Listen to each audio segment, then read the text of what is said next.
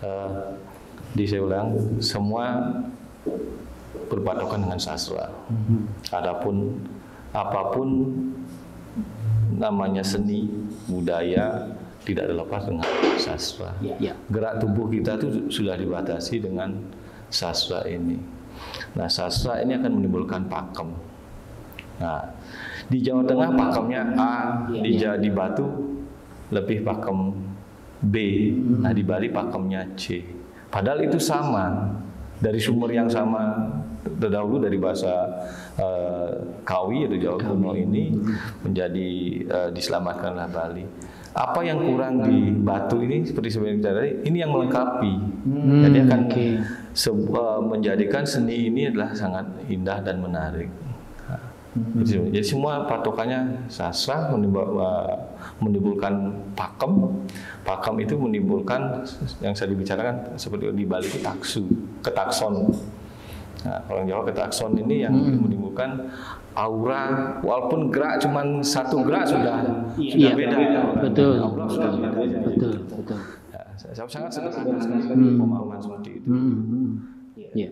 Dan itu juga konon kalau orang Jawa ketika perias manten, kalau memang dia tidak bisa memunculkan aura pengantinnya itu berarti tidak berhasil lah.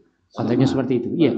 Sama berarti ya? Ada proses. Iya. Tak boleh sembarangan. Ada prosesnya. Termasuk apakah Anda berdua nanti juga akan melakukan proses yang biasanya juga dilakukan oleh orang-orang di Bali? Tetap harus kulonun. Kulonun, ya. Izin sama yang bau rekso paling tidak. Oh gitu, ya. Apapun itu. Sekecil apapun itu. Itu wajib. Iya. Tetapi nanti ketika sodoran atraksi yang akan Anda sampaikan nanti, itu taste-nya akan menjadi kolaborasi antara taste Batu dan Bali, atau akan memunculkan taste yang berbeda? Seperti tadi, ini pakemnya adalah tradisi. Nah, bagaimana mengemas sebuah pertunjukan seni drama dan tari ini dalam proses modern, supaya bisa diterima oleh kalangan muda. Tidak ada Batu, tidak ada Bali, tidak ada yang kontemporer membaur penonton yang menilai. Ya, itu gitu, kita kembalikan, kita menampilkan yang terbaik walaupun tidak sempurna. Tapi tis kembali itu tidak ada tis A, B, C, tetapi tis itu adalah masyarakat. Iya. Dan yang seperti Anda berdua ketahui juga bahwa Batu ini adalah salah satu kota tujuan wisata. Bahkan kita menyebut diri sebagai kota wisata Batu. Kalau seandainya bahwa atraksi ataupun juga sesuatu yang akan Anda tampilkan nanti menarik minat wisatawan, wih keren ini. Apakah ini disebut sebagai tari khas Batu ya? Anda bagaimana menyiapkan kondisi seperti itu? Karena kan yang paling tidak kan namanya turis lokal ataupun mancanegara ketika sebuah datang pasti dia belum tahu lah bagaimana latar belakang dan sebagainya. Ataukah Anda menemukan di Batu itu sendiri sebenarnya punya tari khas Batu? Kalau bilang itu menjadi sebuah khas, ini kan kita tidak bisa bilang itu adalah ini, karena seni pertunjukan itu adalah kita bukan menampilkan sebuah khas saja, tapi rasa daripada kejiwaan dari seorang penari itu sendiri. Karena apapun bentuk dari sebuah pertunjukan, kalau tidak ada rasa dari penari itu sendiri, karena menari tunggal dengan menari kelompok itu berbeda. Karena menari tunggal mungkin karakternya kuat, tapi pada saat dia menari kelompok dia tidak bisa mengeluarkan kekuatannya sendiri. Harus sama, seimbang. Jadi dalam pergerakan kita sebut ini adalah, walaupun bukan kolosal, kalau kolosal itu banyak sekali, adalah fragmentari. Jadi adalah rasa kebersamaan dari satu adegan terkait. Jadi endingnya. Ada berapa personil nanti yang kira-kira terlibat dalam fragmentari? Kira-kira, kalau sekarang kan konsepnya masih dalam godokan, tetapi saya kan dalam frame Anda sudah tahu kira-kira, oh nanti akan ada sekian orang yang akan terlibat gitu. yang untuk gerak tari 50 sampai 60 orang. Itu sudah bisa dianggap sebagai kolosal ya? Semi lah boleh. Semi. Kolosal di atas itu. Iya di atas lah. Ya, karena kita dibatasi oleh waktu. Kalau terlalu pendek tidak tersampaikan, terlalu panjang membosankan. Iya. Kalau terlalu pendek jadi ampiang, kalau terlalu panjang menjadi ambiar. Terkait dengan pariwisata tadi, saya tambahkan sedikit. Jadi kita melakukan ini adalah wujud bakti. Saya akan menyampaikan ke seniman batu, kita wujudkan dengan bakti. Masalah nanti akan berhasil bisa tersampaikan ke memenuhi untuk karena ini Batu sebagai kota wisata. Seniman-seniman ini dipakai nanti atau disitu tampil adalah bonusnya. Menarik ini tarian ini. Hotel mau menerima ini bonusnya seniman itu. Yang selalu menarik perhatian saya, termasuk mungkin ini menarik perhatian seluruh orang yang akan berrekreasi ke Bali, itu adalah Bali mampu menyajikan sebuah kesenian menjadi salah satu destinasi wisata. Yang itu kita harus jujur mengakui bahwa Kota Batu masih belum bisa melakukan itu. Meskipun kita punya yang namanya tempat untuk atraksi, kita punya. Tetapi kita belum bisa seperti Bali. Yang kalau ke sana, kalau mau nonton ini nih sudah ada agen kalendernya dan itu setiap hari. Artinya bahwa kesenian itu sudah menjadi destinasi wisata tersendiri. Saya harus bertanya ini kepada pemilik Pulau Bali ini, kenapa bisa begitu? Ini tentunya juga nantinya akan siapa tahu teman-teman Bali Batu harus mencontoh ini. Karena masyarakat Bali jiwanya jiwa pelayan. Oke. Nah, bukan jadi pembantu, bukan. Pelayanan ke siapapun. Ini konsep dasar sekali. Kalau kita tidak bisa mempunyai jiwa pelayan, tidak akan timbul tamu akan senang datang ke destinasi. Oke, konsep wisata di Bali adalah konsep budaya. Tetapi kalau kita tidak mempunyai jiwa pelayan, tidak ada artinya. Konsep dasar sekali harus sebagai pelayan. Gimana kalau tamu datang kita tidak layani? Ya, betul. Hospitality-nya harus benar. Ya. Orang kita datang tamu, hello, welcome home. Nah, itu sudah jiwa melayani sudah ada gitu. Nah, semoga dengan apa yang saya bilang konsep melayani ini bisa diterapkan di Batu, pasti akan bisa lebih baik. Nah, kalau dari sisi keseniannya, karena kita tahu orang-orang Bali itu kan mulai dari kecil sudah benar-benar diajari. Mohon maaf ini yang orang awam gitu. Kalau kita nari pendek itu kan gerakan mata aja juga, mata kemudian jari jemari itu kan benar-benar dilatih gitu loh. Nggak hanya sekedar ya kita kalau ngomong Jawa nih blegeran nih nari, tapi dari sisi yang paling kecil. Ataukah memang sedemikian kecil banget yang diperhatikan untuk sebuah kesempurnaan tari sehingga kesenian di Bali itu benar-benar menjadi salah satu yang sangat diandalkan. Kembali kita bicara masalah tidak lepas dari ritual. Karena dalam ritual itu ada disebut dengan bakti.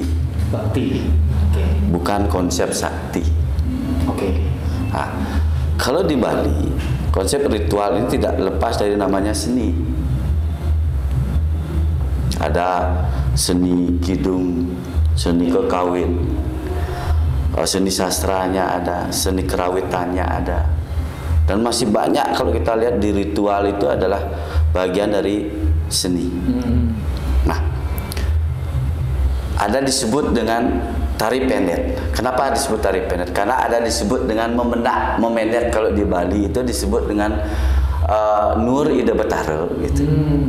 Ini ada konsep bakti, mereka mengekspresikan jiwanya gitu dengan cara tangannya sudah begini dengan kaitan musik itu, apalagi kan proses dengan kaitan ritual mendak ide betara Kalau jiwanya sudah menari, otomatis ada musik.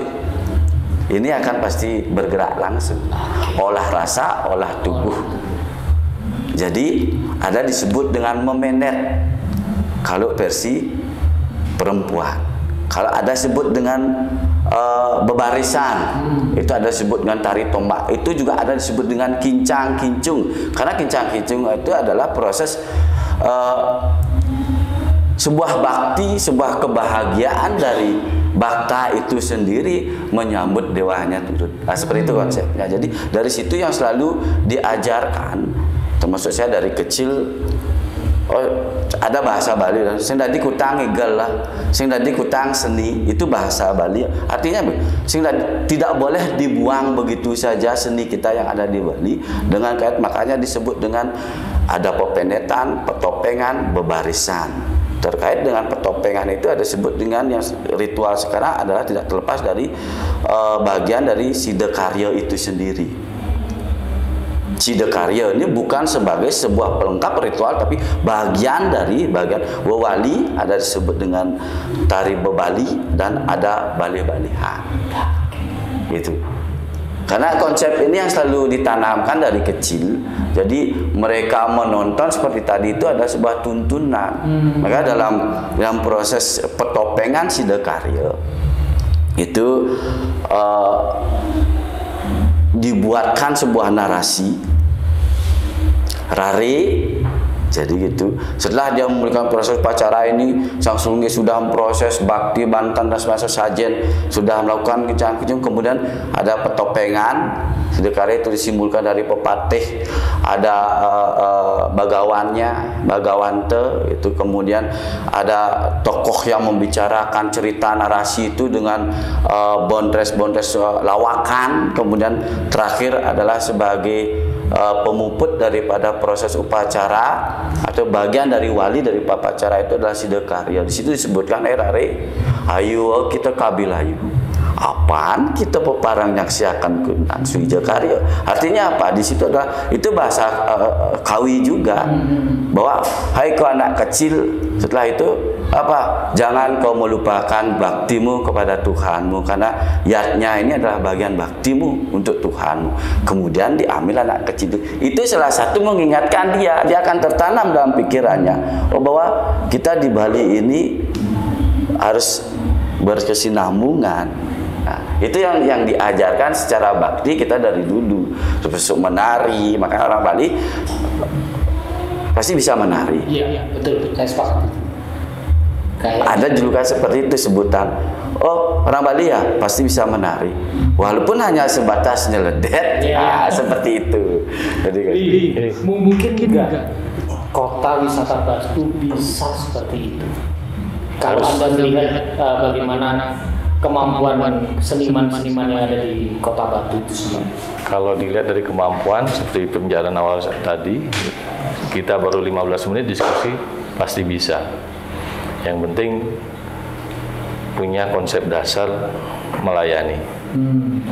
Jiwa melayani itu yang paling konsep dasar. Kalau tidak punya konsep melayani, kalau kita memberikan apa namanya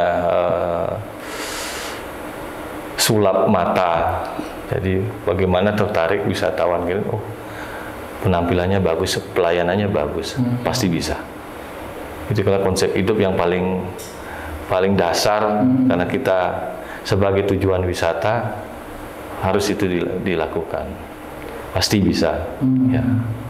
Termasuk juga mewujudkan sebuah tari yang itu diharapkan menjadi tari khas Batu, mungkin nggak?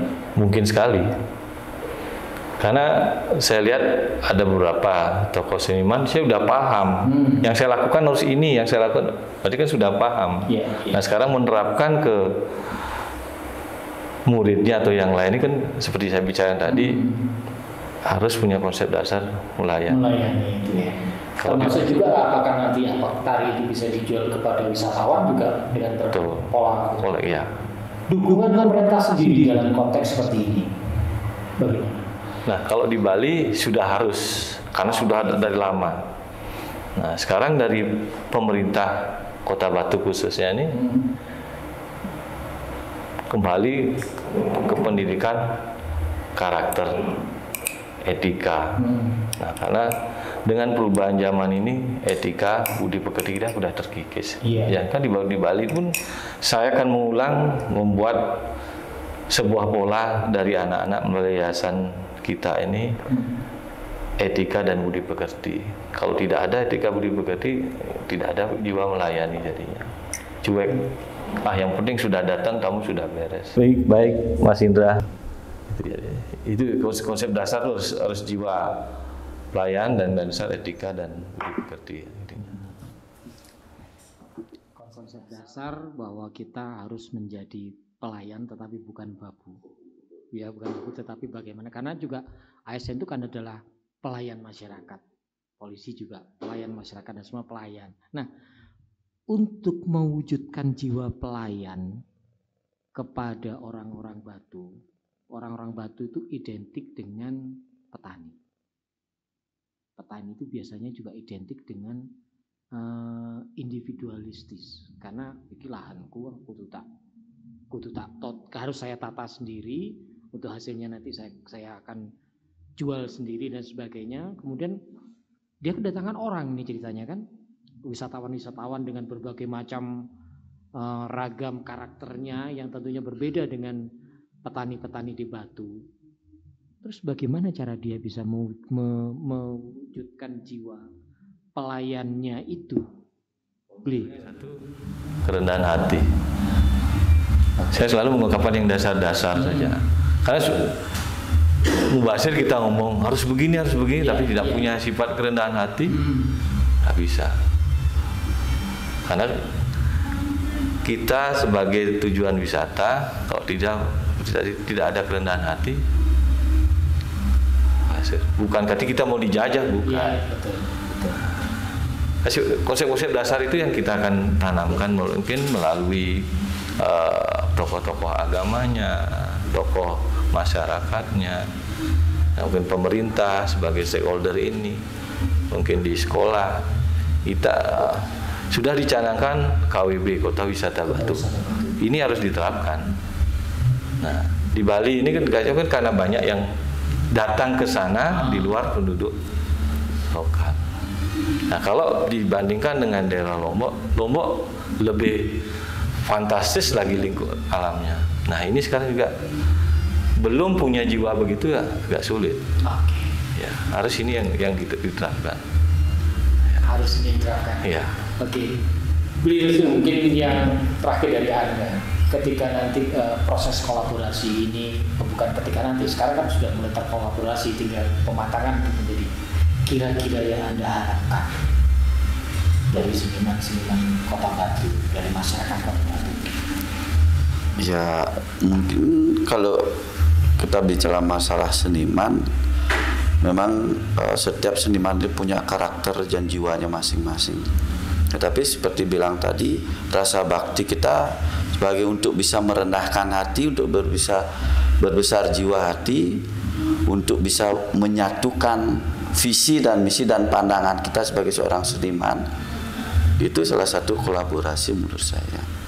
Itu karena tanpa adanya itu kita tidak akan bisa berkolaborasi, karena pasti akan ada beda pendapat. Nah, seperti tadi itu, kalau seperti bilang, justru kita ada potensi seniman seni pun baru saya berikan narasi, dia sudah paham. Oh ini. Nah, jadi konteksnya itu adalah kerendahan hati kita juga untuk bisa menerima sesuatu.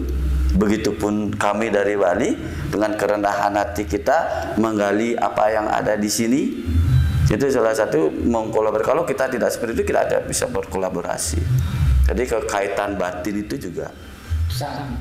Nah, sangat. Dan Anda yakin bahwa itu akan bisa kita lakukan? Bisa. Beli yang terakhir. Yang terakhir ini semoga dengan kita melaksanakan momen Hari Jadi Kota Batu dengan penyampaian seni dan tari, dan semoga ini juga publikasinya bagus dan menarik, dan tempatnya juga nanti menarik, menampung banyak penonton. Semoga seniman Kota Batu khususnya dihargai hasil karya seninya.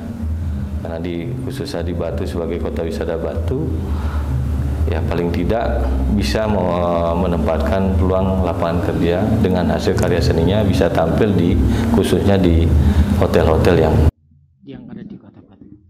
Baik, Beli Restu, terima kasih. Beli Gedut, kita ketemu lagi dan kita tunggu bagaimana nanti sesuatu yang akan diberikan sebagai hadiah untuk ulang tahun Kota Wisata Batu. Terima kasih juga sudah ada di Among Tani Foundation. Kita ketemu di lain kesempatan, sahabat. Kita berpisah, kita akan ketemu lagi, ngobrol lagi. Baik, Mas Indra. Assalamualaikum warahmatullahi wabarakatuh. Ayo.